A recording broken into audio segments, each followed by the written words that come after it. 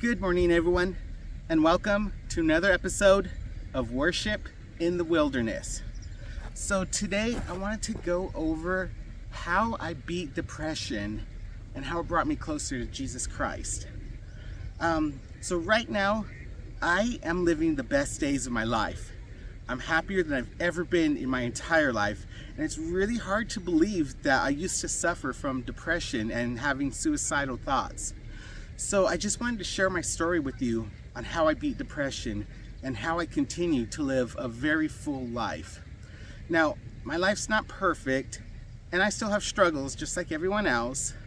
But when I look back at all I've been through and all that I have, and as I look forward to the future, I can't help but be thankful and excited for every day of my life and every season.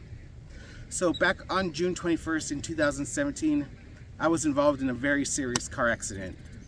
Looking back, I should have died from that accident. When I look at the circumstances of the crash, it was either the most incredible of luck that I survived, or it was something else. And then, just a spoiler alert, it was something else. Then just 5 days later, on June 26th, my house caught on fire while I was asleep. It was a hot summer night, and the broken fan in the attic was covered in dust, and it overheated trying to start up, and all the dust caught on fire, and so my roof caught on fire, and I was asleep the whole time when this happened. The house should have burned down with me inside of it, but it didn't. Once again, it wasn't luck that I survived. It was something else. What is this something else that I'm talking about? It's called providence. It was God's providence that kept me safe. God had a plan for my life. He kept me alive because he knew that I was going to eventually turn away from my sinful life and start living his purpose for my life. He was starting to change my life, but there was still work to be done in me. Philippians 1:6 says, God, who began the good work within you, will continue his work until it is finally finished on the day when Christ Jesus returns. You see, God kept me alive because he was not finished working on me. I still had to complete his plan for my life. So he protected me from the car crash and the house fire. On the day of the car crash, I was driving home from work. It was just an ordinary day like any other. The freeway was packed with traffic and rude drivers as usual. I was driving in the fast lane, and like normal, the overly crowded freeway came to a complete stop. As I was stopped, I looked in my rear view mirror, and to my horror, I saw a girl in a Toyota Tundra racing towards me at least 100 miles per hour. She was going fast. And I knew she was going way too fast to stop. And I knew what was coming. So I hit my horn, and then I held onto my steering wheel for dear life. When she hit me, my car spun around in circles on the freeway, straight into rush hour traffic. Somehow, some way, I did not hit any other cars. And like I said, it was not luck, it was providence. God's angels had to have been there guiding my car, because my car became a spinning projectile straight into other cars, and I didn't hit anyone else. As my car spun around in circles, I just thought to myself, this is it. I'm gonna die. I was expecting to feel my car starting to collide with others, but instead God kept me safe. I walked away with a bruised bone in my leg, but I was still alive and very thankful. 5 days later, on June 26th, more unexpected drama entered into my life without warning. It was that night and I was asleep. All of a sudden, I was woken up by a loud bang on my front door. My front door was broken down. My security alarm went off. I jumped out of bed. I called 911, and I thought a burglar was breaking into my house. So I armed myself, and I was ready to kill whoever the intruder was. It sounded like there were multiple people in my house. So on the other side of my bedroom door, I could hear someone yelling, "Fire department, your house is on fire." I threw on a bathrobe and I yelled back, "I don't know who you are. I'm armed. I'm gonna open my door and point my weapon at you. And if you are the fire department, I'll drop my weapon." So I did exactly that. I opened up my bedroom door fast. I pointed my weapon and realized it was indeed the fire department. So I dropped my weapon, I put it in my hands, and I let them escort me out of the house. And as I stepped outside, it seems like the whole neighborhood was out there watching, and I was wearing nothing but a bathrobe, so that was super embarrassing. I later found out about the fan in the attic, how it caught on fire while I was asleep. It happened at about 10 o'clock at night, and when the fire started, there just happened to be a person jogging at night who passed by and saw the flames coming out of my roof. They were able to call for help and save my house. Had that person not been there at that time, my house would have continued to burn and eventually take me with it. But I believe that God was involved, and whatever method he used, he was able to guide that person to my house at that hour and at night and save me. God was not done with me. He still had work to do in me, and he saved me again that same week because he is faithful to complete his good works in me. The rest of 2017 was just a horrible experience.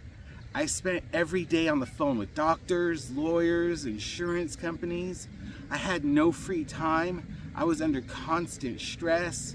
I had to live in a hotel while they were repairing my house. I had to buy a used car and it kept breaking down repeatedly. I had to go to physical therapy several times a week. Life was not fun, and unfortunately, it only got worse. In August of 2018, I woke up to a horrible message one Saturday morning. I got word that the pastor of my church attempted suicide. This came as a complete shock for me. He was struggling with anxiety attacks and he couldn't handle them anymore. This also hit close to home because I too had struggles with anxiety attacks. And I started to panic even more, thinking that this could happen to me. We had an emergency prayer meeting that night at church. Hundreds of people showed up to pray for our pastor. Then they announced that our pastor was still in the hospital, but that he was now able to breathe on his own again. It sounded good. It sounded like we were about to witness a miracle. It sounded like God was about to answer our prayers. I went home that night and went to bed with hope. The following morning, I woke up and checked my phone to get an update. And that's when I received the tragic news. Our pastor didn't make it. He passed away that night. And this is what drove me into severe depression. After that, I went through a very difficult period in my life. I was depressed, I was having anxiety attacks, and I also dumped out all the alcohol in my house, and that caused me to have very serious withdrawals at the same time. I was going through a three-way psychological battle. I sought professional help, but to be honest, they made things worse. Unable to find help, my mental condition was getting worse, and I started having suicidal thoughts constantly throughout the day. I thought I was done for. I thought I would never be the same again. I feared for my life. And like I said earlier, I'm past all of that now, and right now, I'm living the best days of my life. So I'm here to talk about how I overcame such a horrible phase in my life. And to be honest, it took a lot of help from God. So here's what happened. So there were 3 steps that I took to beating depression, and this is my own personal story. Your story may be different. This isn't, I'm not saying do exactly this and for sure you'll be better if you're suffering from depression. This is just what worked for me. This is how I beat depression. So there are 3 major steps that help me beat depression, and there are 3 major steps that help me stay, I guess you could say, stay off depression. It keeps me from getting depressed again, because like the Bible says, the devil is like a lion, a roaring lion, just stalking us, waiting for an opening to strike. And so I'm also careful to not fall into any traps that will cause me to fall back into depression.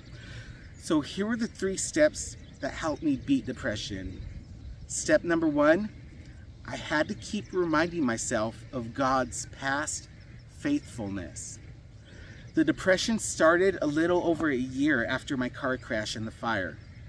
So while I was going through depression, I constantly remembered how God saved me from the car crash and fire, and how He was going to be faithful to get me through depression too.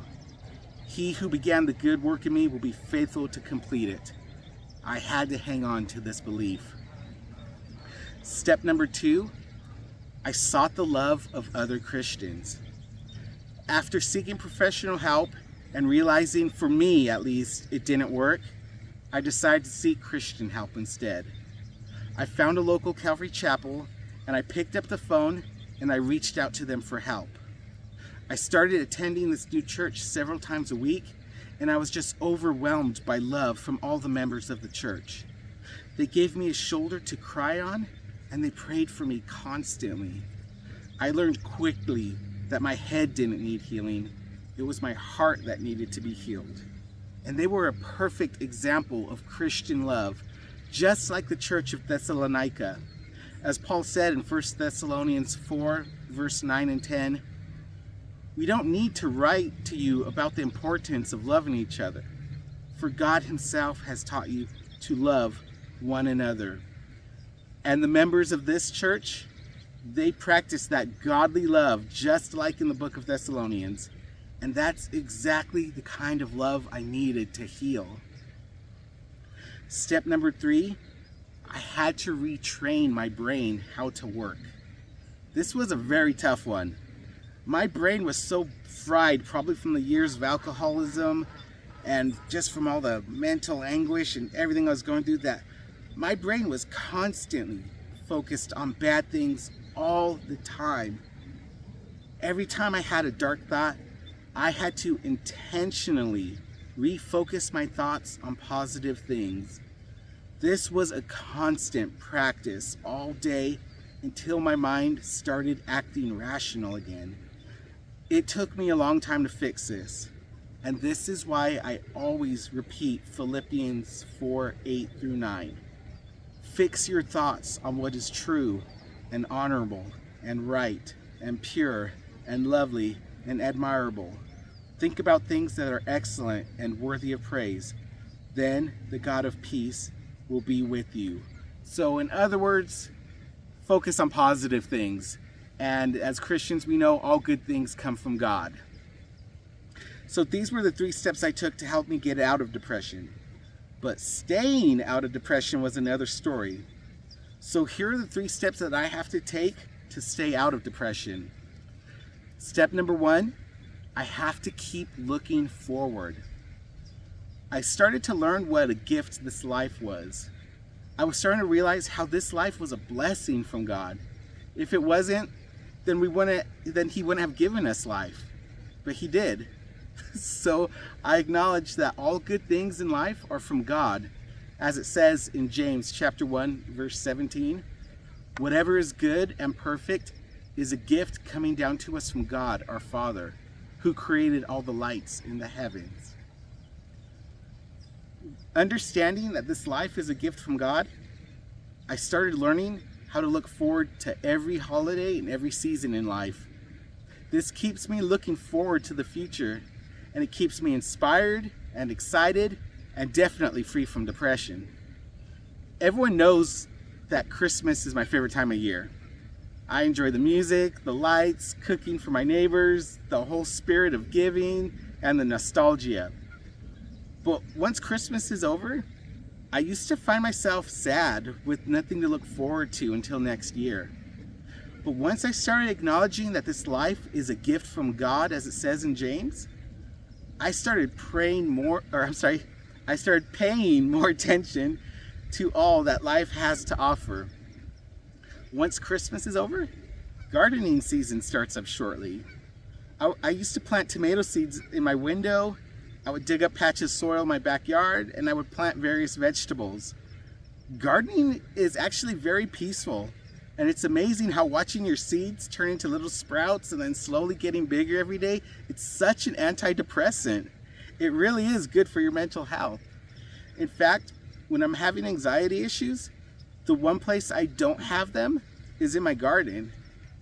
So that's what I now look forward to once Christmas is over. And then springtime starts shortly, and that's when hiking season begins. And it's not too hot or it's not too cold at that time, and the wildflowers start blooming. It's the perfect time of year to get out and enjoy the things of nature that God created. Springtime is just an amazing time of year for me. And then you get to look forward to putting up Easter decorations too. And then afterwards, it's the summertime, and I admit I'm not a really big fan of the summer heat, but I'm able to find other things in summer that I like and I'm able to look forward to, such as 4th of July or the summer barbecues, going on picnics, the beach, and going to lakes. So I have those things to look forward to in the summer. And then as summer winds down, I start looking to fall, which is another one of my favorite seasons. Of course, I got 3 favorite seasons, so... in fall, it's when apple season starts, and we actually have 2 apple orchards here in Southern California, one in Oak Glen, and Julian, the town of Julian, and you can go apple picking there, and you can go on hay rides, and there's just so many harvest activities. It's really fun. It's something you have to actually experience to understand how amazing it is. And then, of course, you got the fall leaves and the pumpkin patches. Fall is just a wonderful time of year. And then after that, it's Christmas all over again. So my point is that the more you pay attention to the beautiful seasons of life that God created, the more your mind stays fixed on positive things, and the more you look forward to the future with anticipation and optimism. And that's why I keep repeating Philippians 4:8-9 over and over again. Step 2, I have to stay thankful. Yes, I know life is not perfect. I know someone else always has a bigger house, a nicer car, a happier family, better health. But so what? First of all, it's perfectly okay to be happy for other people's success. Their happiness matters too. Secondly, we live in America. We have a roof over our head, electricity, running water, smartphones, Wi-Fi. We have more freedom than the rest of the world. We need to stop focusing on what we don't have and start focusing on what we do have. We're spoiled, and there are so many people living in poverty that they would love to trade places with any one of us any day. So always be thankful. Just for me, I just constantly just look for the good in everything and just stay thankful at all times. 1 Thessalonians 5:16-18, it says, always be joyful, never stop praying, be thankful in all circumstances, for this is God's will for you who belong to Christ Jesus. The last time I was having struggles with anxiety, I took the time to think about all the things that I am thankful for. I started thinking about the past experiences that I am grateful for. I remembered all the faces of the people that I love, the memories we've shared together, and all the different hikes and places I visited. I started to realize that life is really good. Yes, there are bad things out there. Sin is very real, and it's the absolute worst thing about this world. But I know Jesus defeated sin on the cross, and we no longer have to be a slave to sin. And that includes not letting our thoughts be held captive to focusing on sin instead of focusing on the goodness of God. Colossians 4:2 says, "Devote yourselves to prayer with an alert mind and a thankful heart."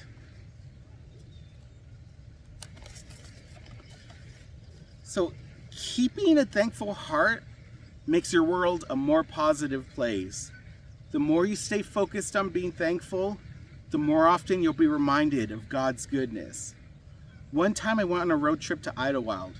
The weather was beautiful. The sky was blue. We had abundant sunshine. There was a cool breeze. Now, anytime we have weather similar to that, it reminds me of Idlewood. And then I smile because it triggers those positive emotions of that road trip. And that puts me in a better mood, and it keeps depression from even having a chance to come back. The key is to focusing on the good things of God in every season. And then every season will remind you of God's goodness, and it'll keep you from getting depressed. And finally, step 3, I have to stay in God's will. The last step I have to take to keep depression away is staying in God's will. This is a big one. God has a perfect plan for every life, and it doesn't include depression. So the more we disobey God, the less of his perfection we'll experience. And that will sabotage the gift of life that God has given us. So don't screw this one up. Jesus said that the 2 greatest commandments are to love God and to love people. So for me, to stay in God's will, I've devoted a lot of my time to serving others.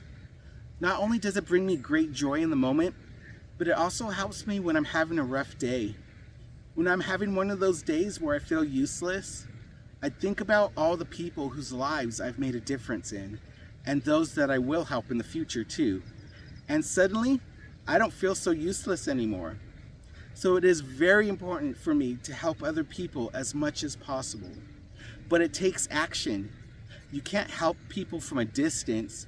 You have to make an effort. You have to get involved in other people's lives. James 2:14 says that faith without works is dead. So we must make a very real effort to serve one another. Every Christmas, I make tamales for all my neighbors. This past Cinco de Mayo, I made them all burritos. Whenever it's my coworkers' birthdays, I like to surprise them with lunch and cards. Of course, I do that so much it's not a surprise anymore.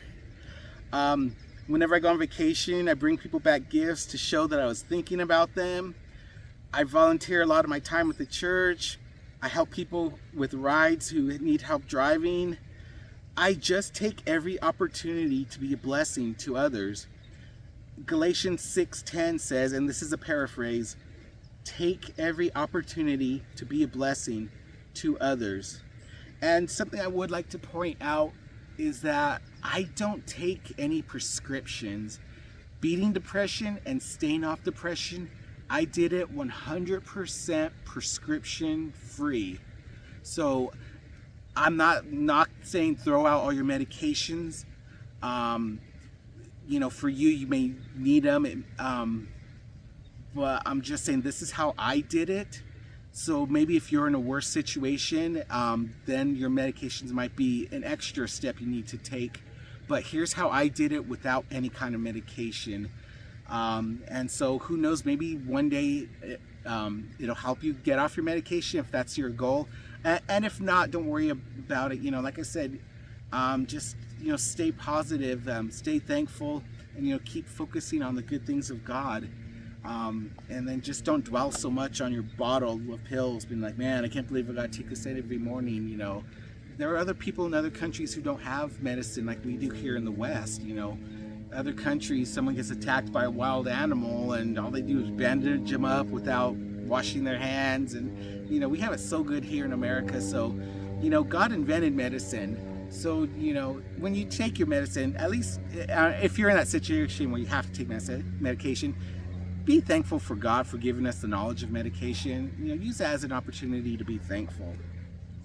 So, in conclusion, I just have to say that it was a very unpleasant experience going through suicide or depression. But now that I've overcome it, I'm so thankful for it, because now I get to help other people who are going through the same. I know my fellow millennials, we're struggling with our mental health. So I'm very thankful to speak up and offer my advice to my generation. I am one of you, and so I'm here for you, and that's why I'm sharing my story with you, my fellow millennials, so we can all relate to each other on what we're going through, the mental health crisis that that our generation is experiencing.